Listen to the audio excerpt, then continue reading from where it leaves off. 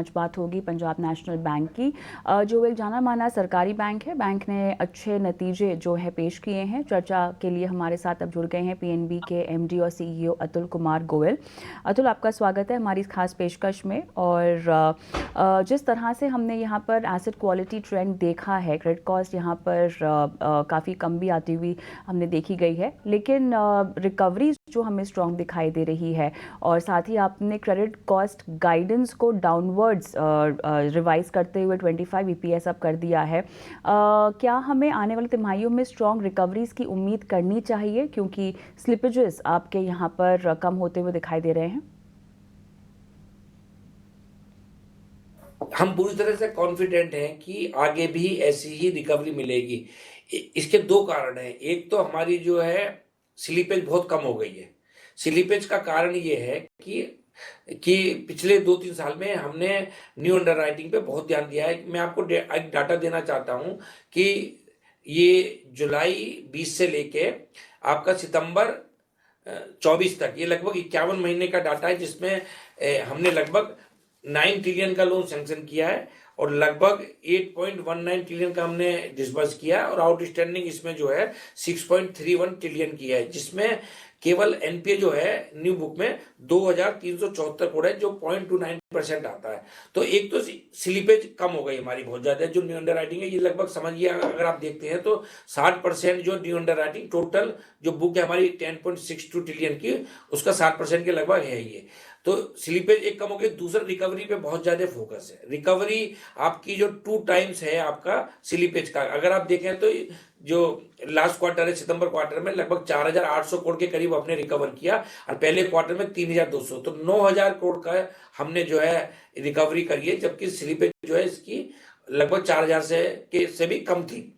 तो जब डबल आपकी रिकवरी हो रही है और दूसरा 97% आपका प्रोविजन कवरेज रेशो ऑलरेडी है, तो एजिंग रिक्वायरमेंट की बहुत कम है और रिकवरी में आपका प्रोविजन बहुत ज्यादा रिवर्स होता है। दिस इज द रीजन की जो हमने गाइडेंस दी थी पहले 0.32% आपका था, 32 बेसिस पॉइंट पिछले क्वार्टर में, ये केवल 8 बेसिस पॉइंट रह गया है। तो जो अगर हाफ ईयर का देखें तो ये लगभग 20 बेसिस पॉइंट के आसपास आता है। तो इसलिए हम जो गाइडेंस 50 बेसिस पॉइंट की दी है, अभी हम उसको रिवाइज कर रहे हैं कि क्रेडिट कॉस्ट आने वाले समय में हमारी 25 से 30 बेसिस पॉइंट पे ही रहेगी।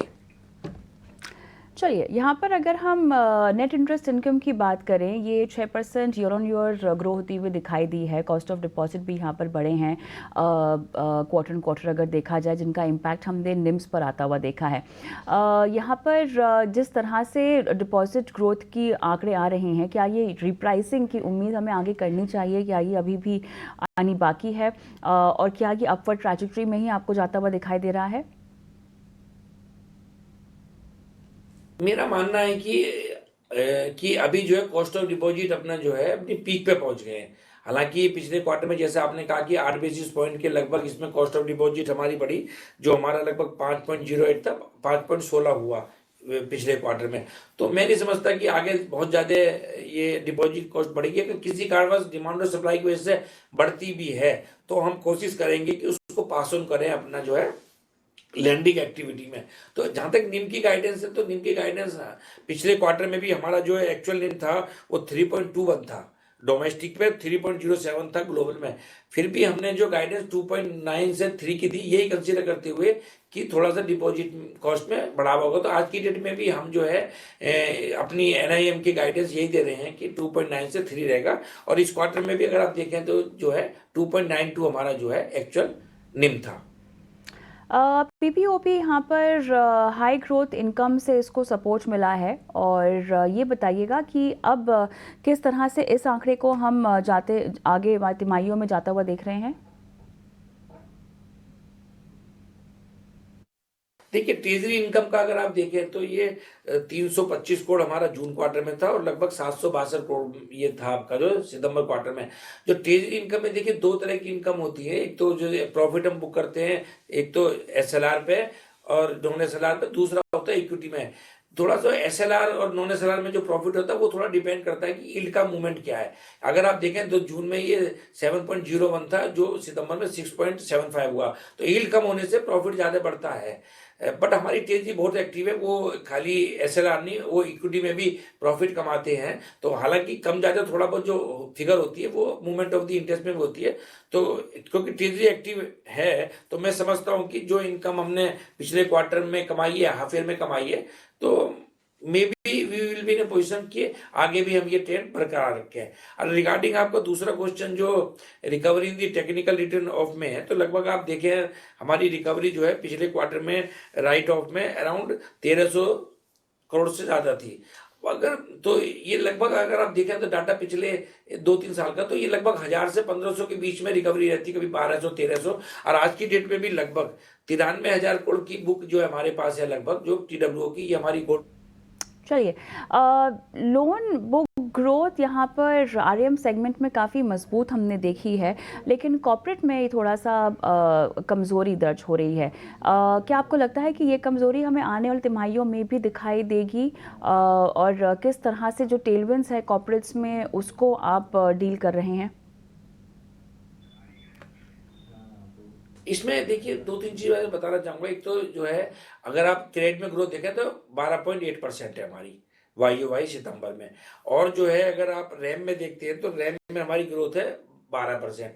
हमारा जो फोकस एरिया है वो रैम, ये retail, agri and MSME. Retail में अगर आप देखें तो लगभग ग्रोथ है आपकी 14.62%। इसमें भी दो सेगमेंट है आपका, जो होम में 19% है और व्हीकल में है आपका लगभग 25% है, और एजुकेशन लोन में लगभग 12% है। ऐसा नहीं है कि कॉर्पोरेट में हम नहीं देते हैं कि ग्रोथ कम है। आज की डेट में भी लगभग 1 लाख करोड़ से ज्यादा 1 ट्रिलियन के लगभग ऐसे लोन है जो हमने सैंक्शन करे हैं, वो डिफरेंट स्टेज में जो है यूटिलाइज हो रहे हैं। मान लो वर्किंग कैपिटल है तो वो नीड के हिसाब से यूज होती है। दूसरा जो प्रोजेक्ट फाइनेंसिंग में हम लोन सैंक्शन किए हैं, वो प्रोजेक्ट में जितनी इंप्लीमेंटेशन होती जाती है तो धीरे धीरे उसमें लगता है। तो 1 लाख की अभी बुक भी ट्रिलियन है, और हम देश का बड़ा बैंक है, तो जो भी अपॉर्चुनिटी कॉर्पोरेट में अगर आती है तो वो जो है हम उसको जो है पूरी तरह से लोन सैंक्शन करने में तत्पर रहते हैं। अगर आप देखें तो आज की डेट में जो डिमांड है आपका, जो है रोड सेक्टर में काफ़ी डिमांड है जो हम फंड करते हैं। दूसरा एनबीएफसीज में भी डिमांड है, अच्छी एनबीएफसीज में हम फंड करते हैं। तीसरा जो है आजकल सोलर वगैरह में जो प्रोजेक्ट आ रहे हैं उसमें भी काफ़ी डिमांड है। तो अगर डिमांड और भी बढ़ती है तो बेहतर होगा कि जो हम जो है कॉर्पोरेट में भी थोड़ी ग्रोथ और ज़्यादा आएगी। क्रेडिट क्वालिटी इश्यूज पूरी इंडस्ट्री ही फेस कर रहा है अगर हम अनसिक्योर्ड स्पेस की बात करें। क्या आप अपने एसेट एक्सपोजर जो कि अनसिक्योर्ड स्पेस में है उसे क्वांटिफाई कर सकते हैं? रिटेल सेगमेंट और एनपीएस यहाँ पर कितने ज़्यादा दर्ज हैं, कुछ इसकी जानकारी दे पाएंगे?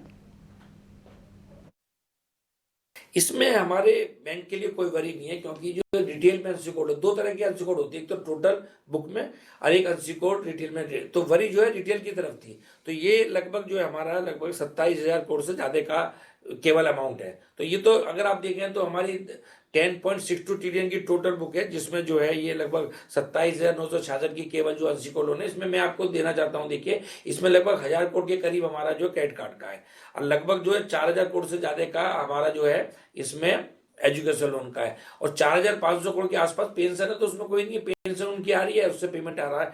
और जो बाकी बचा है लगभग 18,000 करोड़ के करीब, वो पर्सनल लोन है। पर्सनल लोन उसमें सैलरी वालों को भी है, गवर्नमेंट सैलरी, प्राइवेट सैलरी, और जो है जिनकी अदर इनकम है, रेंट एटसेट्रा, जो है वो भी है। तो इसमें साथ ही ये बताइएगा कि रेट कट्स का क्योंकि सिनारियो हम देख रहे हैं, क्या आप क्वांटिफाई कर पाएंगे कि आपकी एक्सटर्नल बेंचमार्क लिंक्ड पर किस तरह से निम्स को मेंटेन करने को लेकर प्लानिंग है?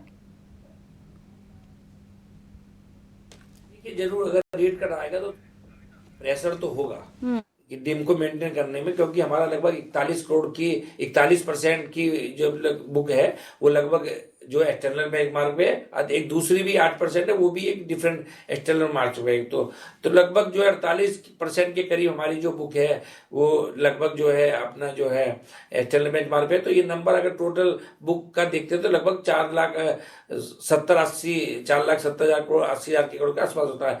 बट इसमें हम सोचते हैं कि क्योंकि हमारे पास सेविंग बैंक भी अच्छा है, लगभग जो है 4,85,000 करोड़ के करीब हमारा सेविंग बैंक रहता है। तो अगर हमको ये रेट कट का इधर नुकसान होगा, क्योंकि डिपॉजिट ये अपना क्रेडिट जो है इमीडिएटली रिप्राइज होगा, तो उस टाइम हम कॉल लेंगे कि क्या हम जो है ऑफसेट कर सकते हैं उस थोड़ा सा जो है सेविंग। बिल्कुल गोयल साहब, समय मेरा समाप्त हो गया, लेकिन बहुत बहुत धन्यवाद आपका, आपने समय निकाला, नतीजों पर इतने विस्तार से हमसे बातचीत की।